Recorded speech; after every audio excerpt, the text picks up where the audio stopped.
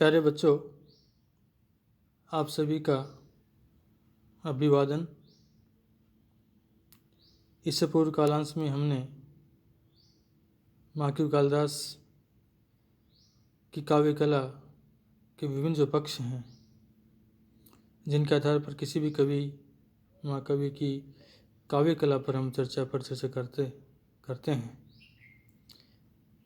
कि कौन से पक्ष हैं, कौन से बिंदु हैं जिनके आधार पर हम उस कवि की काव्य कला पर विचार कर सकते हैं, प्रकाश डाल सकते हैं। तो जैसा कि कल आपको बताया गया था कि रस, अलंकार, छंद, भाव आदि की अभिव्यक्ति जो है, आदि की अभिव्यक्ति मार्किव कालिदास की कविता के प्राण माने गए हैं या प्राण हैं। और जैसे कि भाषा, शैली, छंद, अलंकार, रस और भी अन्य बहुत सारे ऐसे पक्ष हो सकते हैं जिनके आधार पर हम किसी कवि अथवा महाकवि की काव्य कला पर प्रकाश डाल सकते हैं। तो कल हमने महाकवि की भाषा पर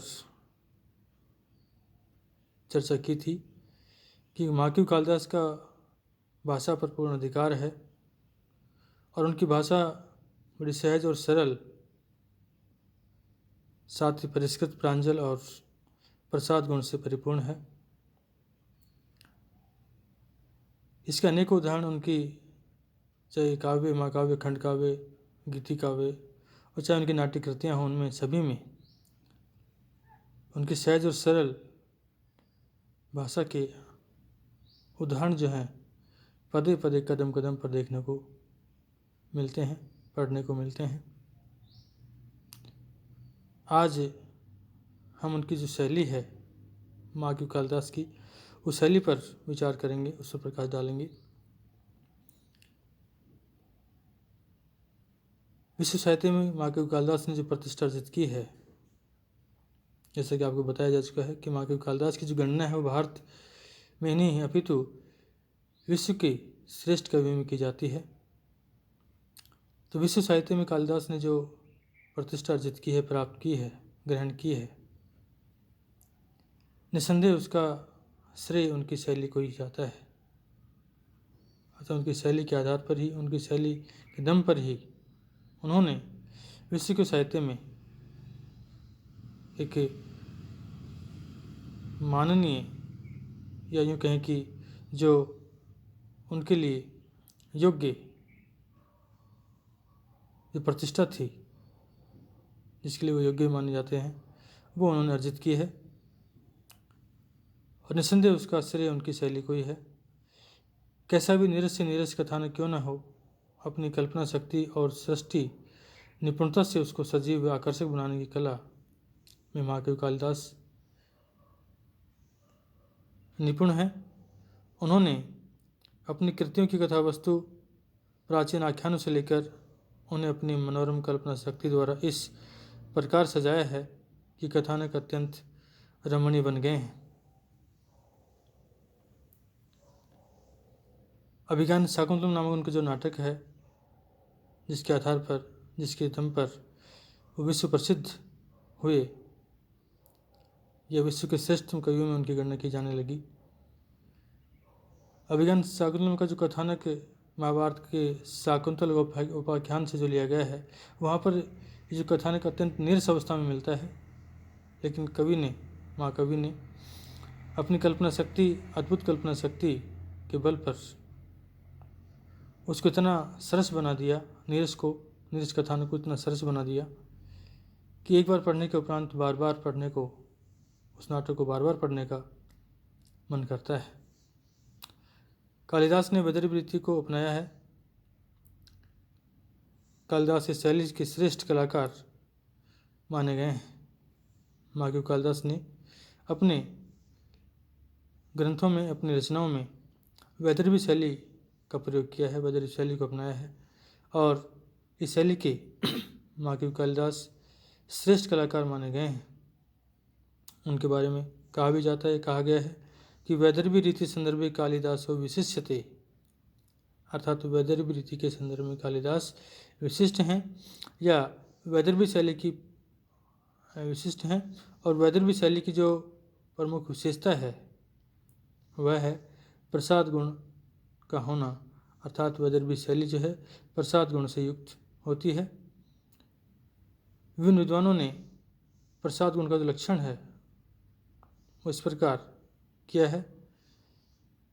आचार्य विश्वनाथ ने आचार्य मम्मट ने काव्य प्रकाश नामक अपने ग्रंथ में प्रसाद गुण का लक्षण इस प्रकार बतलाया है। शुष्केन ईंधन अग्निवत स्वच्छ जलवत सहसा सहसेव ये व्यापनोति अन्यत प्रसादो असौ सर्वत्र विहित स्थिति। उनको इस प्रसाद युक्त शैली ने ही मूर्धन्य कवियों में पहुँचाया है। इस गुण से युक्त वैदर्भी का लक्षण अर्थात प्रसाद गुण से युक्त जो वैदर्भी रीति है, इसका लक्षण आचार्य विश्वनाथ ने अपने साहित्य दर्पण नामक ग्रंथ में इस प्रकार किया है। माधुर्य व्यंजक वर्णयी रचना ललितात्मिका अवृत्तिर अल्पवृत्तिर्वा वैदर्भी रीति दृश्यते,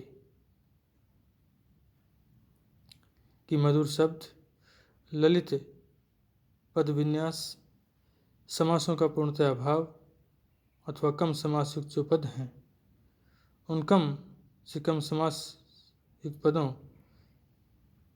के प्रयोग का होना ही वैदर्भी रीति की अपनी विशेषता है। आचार्य जो दंडी हैं वो तो कालिदास की वैदर्भी युक्त रचना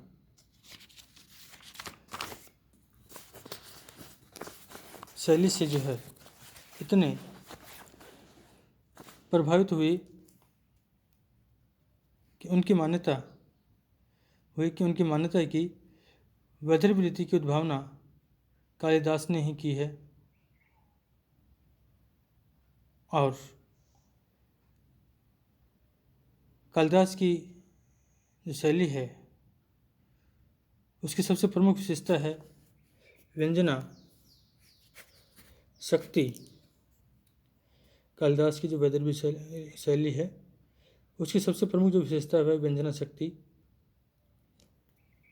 किसी भी भाव का चित्रण करते समय उसका विस्तृत शब्दों में वर्णन करने की अपेक्षा व्यंजना शक्ति का आश्रय लेकर उसकी ओर सूक्ष्म संकेत करना ही उचित व आवश्यक समझते हैं। उनकी व्यंजना शक्ति को समझना सहृदय व्यक्ति का एक कार्य है। अर्थात महाकवि कालिदास ने अपने रचनाओं में जो व्यंजना शक्ति का प्रयोग किया है तो उस व्यंजना शक्ति से व्यंग्यार्थ निकलता है, उस व्यंग्यार्थ को सहृदय व्यक्ति ही समझ सकता है। अतः उसके लिए एक व्यक्ति का सहृदय होना अत्यंत आवश्यक है और वही उनकी व्यंजना शक्ति को समझ सकता है। उनकी इसी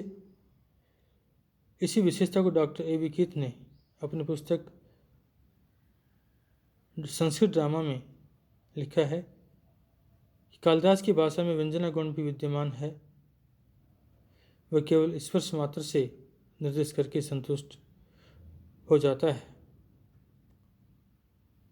मानव हृदय की सूक्ष्मतम अनुभूतियों और भावनाओं को अत्यंत सजीव रूप में प्रस्तुत करने की उनमें अद्भुत क्षमता है।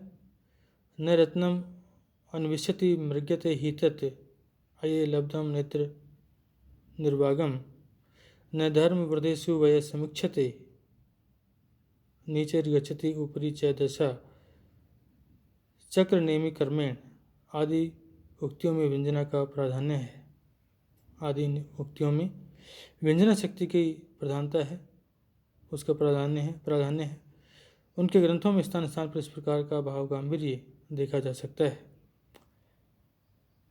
कालिदास की शैली में उनकी उत्कृष्ट कला साधना पद पद पर अभिलक्षित होती है, दृष्टिगोचर होती है। महर्षि अरविंद की टिप्पणी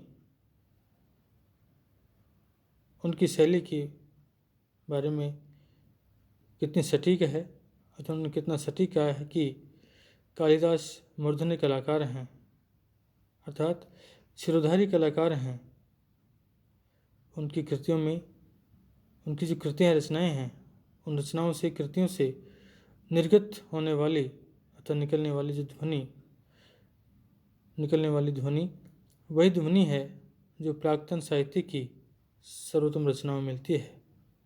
इस साहित्य की शैलीगत विशेषताएं हैं: एक, सुगठित किंतु स्वाभाविक संक्षिप्तता, एक मृषण गांभीर्य एवं सुस्निग्ध औदार्य, पदगत श्रेष्ठ स्वर सामंजस्य, परिष्कृत गद्य का सशक्त एवं प्रांजल सौंदर्य, और सबसे बढ़कर संक्षिप्त तथा प्रभु विष्णु पदावली की निश्चित अर्थवत्ता, जिसमें रंग और माधुर्य लबालब झलकते हैं। तो इस तरह से महर्षि अरविंद ने मार्कव कालिदास की जो शैली है उस पर एक सटीक टिप्पणी की, अर्थात अपने विचार रखे। तो मार्कव कालिदास की जो शैली है वो वैदर्भी रीति युक्त है, और मार्कव कालिदास वैदर्भी रीति के संदर्भ में विशिष्ट माने गए हैं, और कहा भी गया वैदर्भी रीति संदर्भ कालिदासो विशिष्यते। तो इस तरह से ये मार्कव कालिदास की जो शैली है उस पर हमें विभिन्न विद्वानों के विचार, उनके द्वारा की गई सटीक टिप्पणी जो हैं वो देखने को और सुनने को मिलती हैं। तो ये मार्कव कालिदास की शैली के ऊपर आज प्रकाश डाला गया। निश्चित ही यह आप लोगों के लिए बड़ा ही लाभकारी सिद्ध होगा। और जैसा कि मैं पहले बता भी चुका हूँ आपको कि काव्य कला को लेकर, काव्य कला, रचना, सौंदर्य आदि को लेकर जो है आपके परीक्षा में भी प्रश्न पृष्ठव्य पूछा जाता है। इसलिए इस काव्य कला के विभिन्न जो पक्ष हैं उनको ध्यानपूर्वक सुने और ध्यानपूर्वक उनका अध्ययन कर उनको हृदयंगम करें, ताकि आपको इसका जो भरपूर पूर्ण लाभ प्राप्त हो सके। इसके उपरांत इस काव्य कला का जो तीसरा पक्ष है, रस, उस पर हम अगले कालांश में प्रकाश डालेंगे।